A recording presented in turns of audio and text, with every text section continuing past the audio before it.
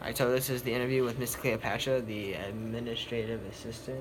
Yes, for the Lighthouse Academy. Hi. Alright, so first question, can you please state your name and your position here at the organization? Okay, my name is Cleopatra Buckner, and my position is administrative at the Lighthouse Academy. Thank you. Your second question is, what does your organization do and who do you primarily help?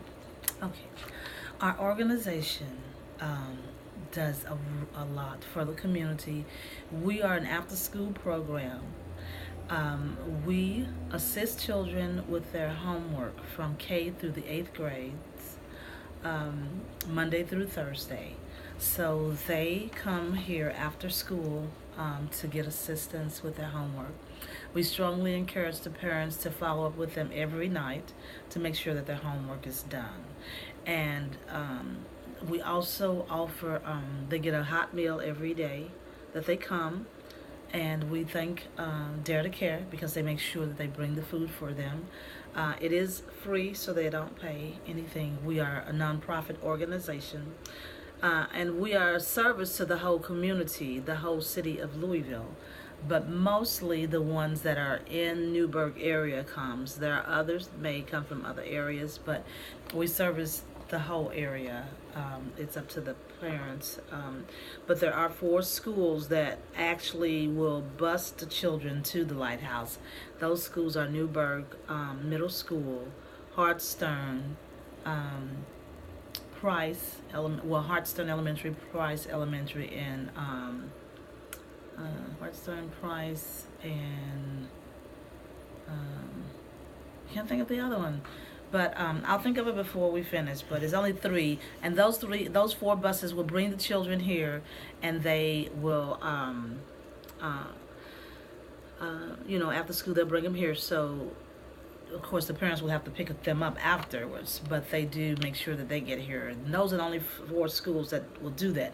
Now, if there's other children that don't go to those schools, and there are quite a few, the parents will bring them themselves after school. So, but that's primarily what we do. And then we have a program that lasts for 5 weeks, a summer camp. And that summer camp is free. They only pay $5 for the T-shirts so that they can go on trips, field trips every Thursday. And that's when they wear the T-shirts. And they get a cold breakfast and a hot lunch. And they have lots of fun.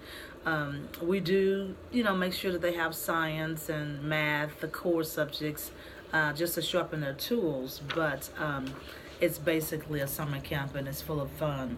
But they also have fun learning. The main thing about that is they don't have to worry about homework, and they do go on field trips. So the 5th week they have like a field day at the Lighthouse, and it's full of fun, and just they have a ball. So it's a good time for the young kids. And again, it's still K through the 8th grade. Okay. Well, you kind of answered the next question. The next question is, what services do you provide? And you said that mainly homework and helping them sharpen their tools, like with core subjects, math and science. Mm-hmm. So, And let me add to that. They do have, they get a little exercise in. So when they get here, they walk around the gym for a couple of times, and then they have computer lab also. So they can't do anything unless they have completed their homework. Then once they finish their homework, they can go to the computer lab, and then they can, play in the gym or go to science projects, or they can go to, we have art class. So we have different activities. We have the 4-H club that comes, I think, every other week. So they just have a lot of activities that we have. The family services that come talk with them. Some of them, they break up and talk with the middle school girls and boys. Really the 5th and 6th graders. They talk with them every week. So we have a lot of fun-filled activities for the students. And then on Tuesdays and Thursdays, some volunteers from our board, they help, from the Lighthouse board, the board members come and help them with reading, those that have problems with reading. So it's not all the students, but a few students do go to that class for an hour on Tuesdays and Thursdays, and get help with that. So it's a lot that we offer a lot. Okay. Um, what is the most difficult part of your job? Um, I have to think about that because I love what I'm doing. I love helping the children to help shape their lives, and that's what we really, in addition to helping with their homework, we try to help them shape their lives. Um, so if I could say the most difficult part, um, I don't really know a difficult part, but let me see if I could say anything that would be difficult. Probably would be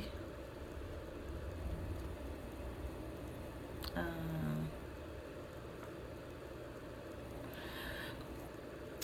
I really cannot. I'm trying to think of something that might be a little difficult to do, but it's, I guess when you love what you do, it's hard to find something that is difficult.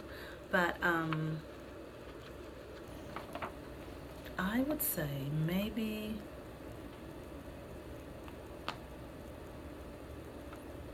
the difficult part would be having room for more children because Okay. we have limited space. And so we can only house so many as far as they have for the after school program. So the difficult part would be not being able to accept all the students that come. Okay. Um, what do you feel is the least understood thing about the people you serve or about your organization? The least understood thing.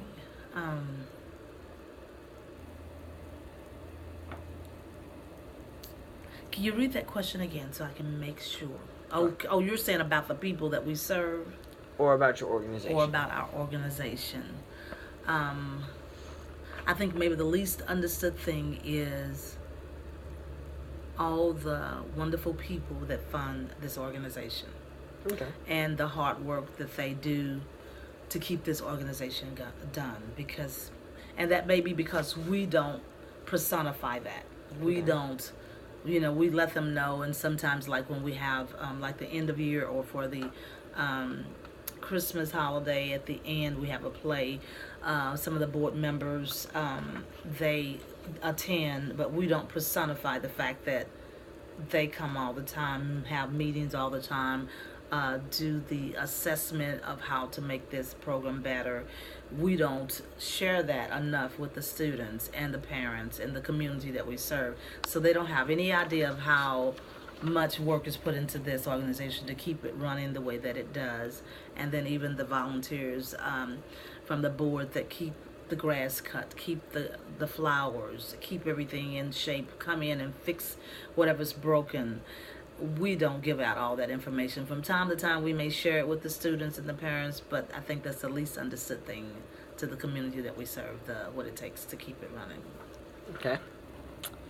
What do you think might help people better understand this? By you like personifying it? Yes. Okay. Yeah, just make them an awareness of it and talk about it more, share it. Because, to be honest, I tell, when you go in a store and you're the customer and you want this and you want that and they don't have this and you think, oh, they should have this and they don't they don't have this well, when you walk out of the store, you're a customer then, but that customer that leaves their job, they become the customer when they leave their job. So, but when we look at the whole situation, we go into places many times and we don't even think about what it takes to run a company. That company, we go to dealers, we go to the grocery store, Kroger. We never think about what all it takes to have that store packed with the things, the items that we need. We just expect them to have it. If you're a Kroger, you should have what Kroger should have, what a grocery store should have. If you go to dealers should have what they should have as a store, as a merchant store. So, and I think sometimes that's the way the community thinks when they come to a place. Well, you say you're an after-school program, you should, do what you're supposed to do. So, they don't even take it in consideration. But it's up to us to, like you alluded to, we have to tell them, we have to remind them, we have to let them know, we have to do more and getting the message out to them. So, and I do want to say that in the daytime, this facility is used they teach GED classes. So we don't, as the Lighthouse, as far as the Lighthouse is, but we allow them to use our building to have the GED courses. Okay. So, why do you think this particular injustice continues to happen in our world? It continues to happen because of the lack of effective, honest communication. Okay. We don't communicate honestly, and we don't communicate effectively. There are good listeners and there are great listeners, and some people don't know that they're not great listeners, so they just don't hear you. Okay. They hear what you're saying, the words, but they really don't hear and understand you. So that is one of them, and I think the other would be, if I had a second one, it would definitely be. Well, I'll just stick with the first one. Yeah, I'll just. The next question was, what are some factors that contribute to this happening? So, like the listening. Mm-hmm. All right. So. And double standards. That's another factor that contributes to the problems of this world. And just greed and fear. People are afraid that somebody is going to do better than they are doing. People are afraid that they're going to be left out. Somebody's going to have something that they can't get. So fear brings about jealousy, and so all that kind of it's like a domino effect. When they're afraid, then they don't trust, then they won't communicate with you, and they don't want to understand. They don't want. So it's just a whole lot. It just kind of snowballs, domino effect. But Okay. Who do you feel has the power to change it? The person that has the power to change it. That's I'd have to give a twofold answer, because it's really up to the person, the individual person or people. But those people will have to definitely, in my opinion, totally depend on God. Okay. Because all of it is because of sin. So when we don't do what we're supposed to do, when we don't love like we should love, then we do the opposite. And anything that is not love is sin. It's just, so that's the only way it's going to get resolved. Me knowing that I need to change and live the life that God requires. And if we do that, if everyone did that believes in the Lord, if everyone did that, then they would love like they should love. They will do what they should do, because the Spirit would condemn them if they don't. It would make them feel bad. It will make them aware that that's wrong what you said to that person. That's not right to take that person's money. That's not right to charge people those high prices for something that's cheap, So that's my answer. Okay. Mm-hmm. Okay, so in our class we've discussed the difference between direct action and social action. And the difference between is direct action is directly taking effect and switching in, so for an injustice for us would probably, for this organization, would probably be with human dignity, because some people don't get the same they don't get the necessary things that they need, and sometimes they're treated differently because of it. And I do think that sometimes that happens not necessarily with the kids here per se, but with other kids with similar organizations, that they don't have the necessary tools that they need. And social action is taking direct action, do it socially, with how you guys have your brochures and how they do it, not really attacking the injustice directly, but through socially, and then how they attack that. So I think that's it. So thank you for the interview. Oh, you're so welcome. Have a great day, guys. Well, thank you for taking the time to come. We appreciate that, and just keep us in prayer. We will. Thank Okay, you. Thank you.